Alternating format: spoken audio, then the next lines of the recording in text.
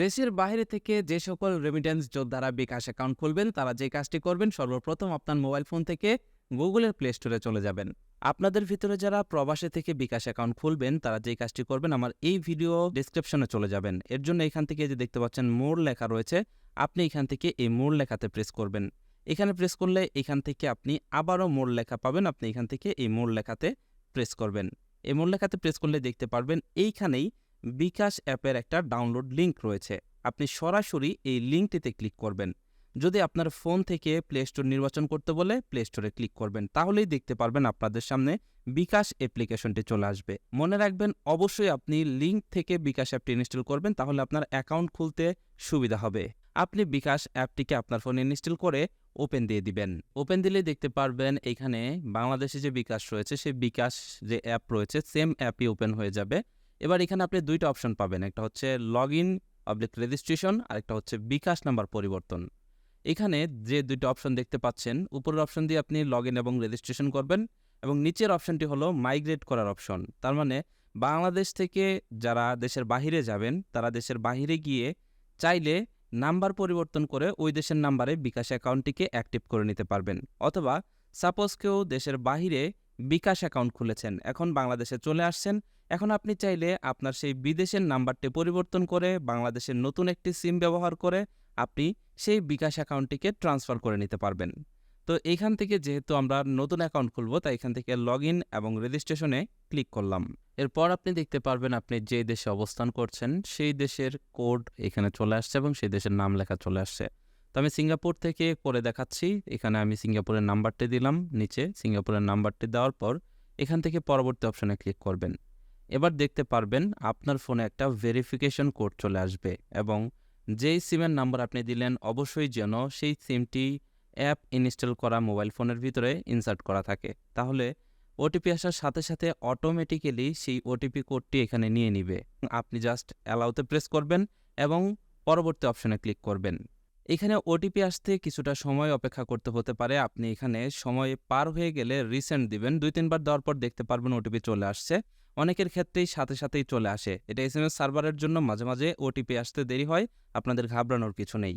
পরবর্তী অপশনে ক্লিক করলে দেখতে পারবেন এই জায়গাটিতে শর্তাবলীগুলো চলে আসছে। আপনি এখান থেকে শর্তাবলীগুলো ঠিকঠাক মতো পড়ে আমার সম্মতিরা আছে এই অপশনটিতে প্রেস করবেন, তাহলে পরবর্তী স্টেপে আপনাকে নিয়ে আসবে। এ পর্যায়ে আপনাকে এই জায়গাটিতে দেশ ত্যাগ এবং আগমনের প্রমাণ আপলোড করতে হবে। এইটা আপনি আপনার যে পাসপোর্ট রয়েছে সেই পাসপোর্টের ভিতরে পেয়ে যাবেন।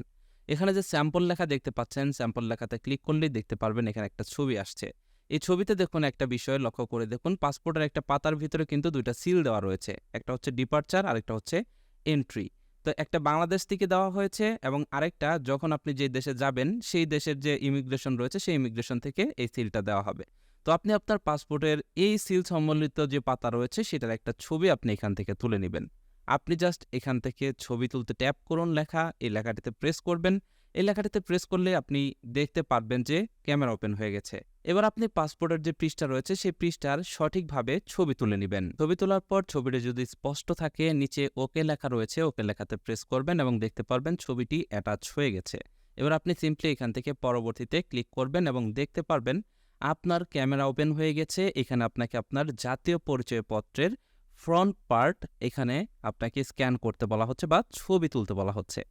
আপনাদের ভিতরে যারা প্রবাসী রয়েছেন তাদের ভিতরে অনেকেরই হয়তোবা জাতীয় পরিচয়পত্র বাংলাদেশে রেখে গিয়েছেন, আপনার কাছে জাতীয় পরিচয়পত্রটি নেই।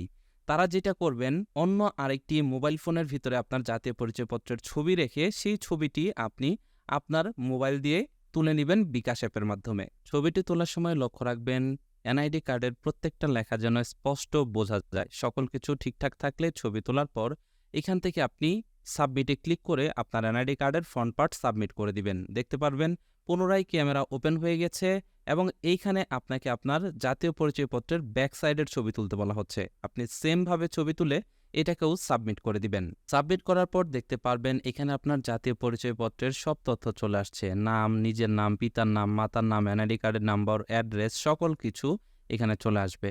যদি সকল তথ্য ঠিক থাকে তাহলে নিচে থেকে পরবর্তী অপশনে প্রেস করবেন।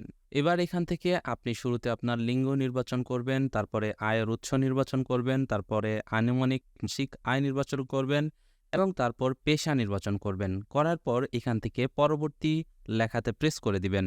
এবার আপনি দেখতে পাচ্ছেন আপনাকে ছবি তুলতে বলছে। আপনি নিচে দেখতে পাচ্ছেন ছবি তুলুন লেখা রয়েছে। ছবি তুলুন লেখাতে ক্লিক করলেই দেখতে পারবেন গোল একটি আবৃতের মতো ক্যামেরা ওপেন হয়ে গেছে। আপনি গোল আবৃতের ভিতরে আপনার ফেসটাকে রাখবেন এবং আপনার ফেস যেন ক্লিয়ার বোঝা যায়, আপনার চারপাশে যেন আলো থাকে। এরকমভাবে রেখে আপনি ২-৩ বার চোখের পলক ফেললেই অটোমেটিক্যালি ছবি তোলা হয়ে যাবে এবং সাবমিট হয়ে যাবে। এবার এখানে দেখতে পাচ্ছেন অনুগ্রহ করে নিশ্চিত করুন লেখা চলে আসছে। আপনি নিচে থেকে নিশ্চিত করুন লেখাতে ক্লিক করবেন। তাহলে বিকাশ আপনার তথ্যগুলোকে যাচাই করবে। যে তথ্যগুলো আপনি দিলেন এটা যাচাই করবে। এটার জন্য সর্বোচ্চ ৪৮ ঘন্টা সময় লাগতে পারে। ৪৮ ঘন্টা বলা হলেও এইটা সাথে সাথেই হয়ে যায়। আপনি নিশ্চিত করুনে প্রেস করলেই পাসওয়ার্ড সেট করার অপশন পেয়ে যাবেন। যদি দেরি হয় তাহলে আপনি কনফার্মেশন এসএমএস এর জন্য অপেক্ষা করবেন। নিশ্চিত করুনে ক্লিক করলে দেখতে পারবেন পরবর্তী অপশনে নিয়ে আসছে। এইখানে নিচে দেখতে পাচ্ছেন নতুন পিন সেট করুন নামের একটি লেখা রয়েছে। এখানে দেখুন লেখাটি সাদা হয়ে রয়েছে, তার মানে এটা ইনঅ্যাক্টিভ।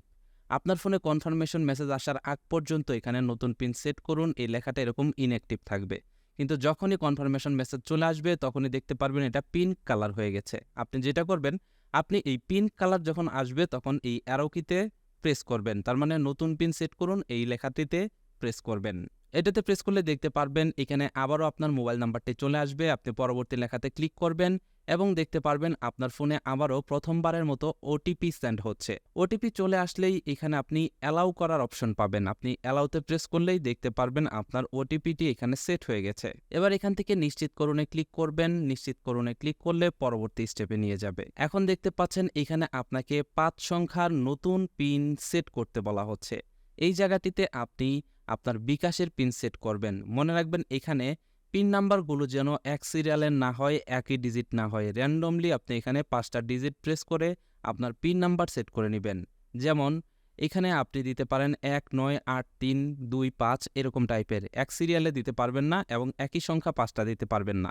আমার পিন নাম্বার সেট করা হয়ে গেছে। নিশ্চিত করুনে প্রেস করলাম। দেখতে পাচ্ছেন পরবর্তী স্টেপে নিয়ে আসছে। এবার আপনি এখানে যে পিনটি সেট করলেন সেই পিন নাম্বারটি দিবেন এবং পরবর্তী অপশনে প্রেস করবেন। দেখতে পারবেন আপনার বিকাশের লগইন হয়ে গেছে।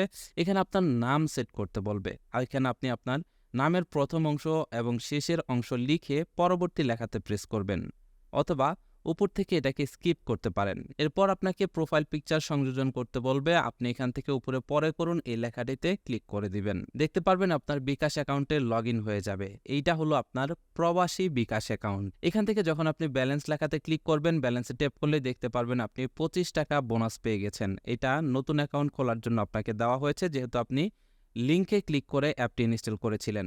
এবার চলুন দেখি আমাদের প্রবাসী অ্যাকাউন্ট থেকে বাংলাদেশি নাম্বারে সেন্ড মানি হয় কিনা। সেন্ড মানি অপশনে আমি প্রেস করলাম।